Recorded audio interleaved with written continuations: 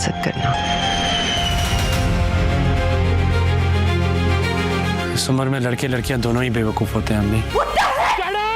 और फिर जब वो पुत टूट जाता है तो उनको लगता है सब खत्म हो गया। ये लड़कियां बहुत बेवकूफ होती हैं बेटे। प्यार का बुत बनाते हैं और फिर उसे पूजना शुरू कर देते हैं। मेरी एक ही बेटी है, उसे बेमोल ना करो। मेरे खुदा और रसूल के बाद किसी से इश्क है तो आप। दद्दो, आप तो मुझे यहाँ भी बेहया कहती थी, वहाँ जाके मुझे कहाँ है आगे। बड़ी गुनहगार हूँ मैं, माँ बाप की नाफरमान। 1 मिनट लगाओ ना, जरा आप मेरे पीछे भागती आई। औरत के लिए उसकी हया, उसकी इज्जत से बढ़कर कुछ नहीं होता।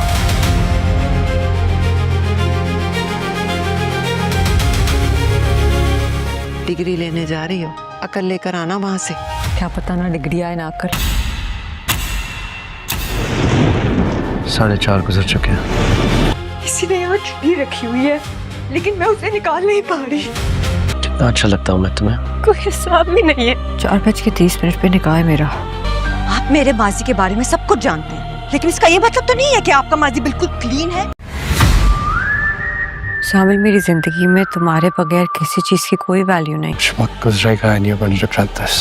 बहुत रिग्रेट्स हैं जिंदगी में, कौन से।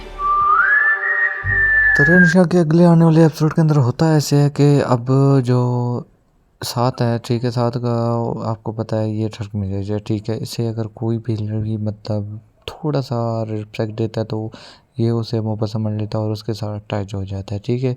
और होता है ऐसे कि अब जो हमना है, ठीक है, वो 7 के थोड़ा सा नज़दीक हो जाएगी तो वो इसको थोड़ा सा और मतलब अब वो ज़रा आपको छोड़ के इसके साइड आ जाएगा, ठीक है।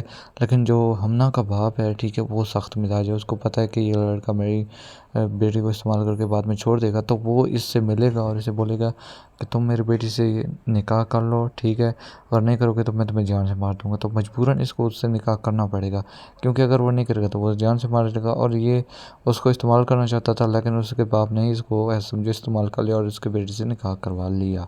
तो हमना से जब ये निकाह हो जाएगा तो अब हमना ये जो ज़ात है वो तो अब इस अपने घर वालों को नहीं बताएगा, लेकिन ज़मन अपने घर वालों को नहीं बताएगा, लेकिन जो हमने, ठीक है, वो सबको बता देगा।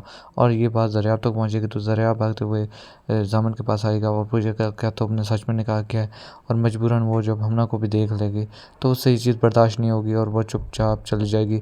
और जो ज़ामन है उसके मुंह पे वो अंगूठी मार देगी, जो अंगूठी उसने उस टाइम उसको पहनाया था, वो मारते हुए चल जाएगी और बोलेगी कि तुम धोखेबाज इंसान हो, तुमने किसी और लड़के से निकाह कैसे किया, तुमने मुझसे वादे किए, तुमने कितने मुझसे मीठी मीठी बातें की हैं और मुझे पता ही नहीं था। आज के बाद तुम मुझे अपनी शक्ल नहीं दिखाना।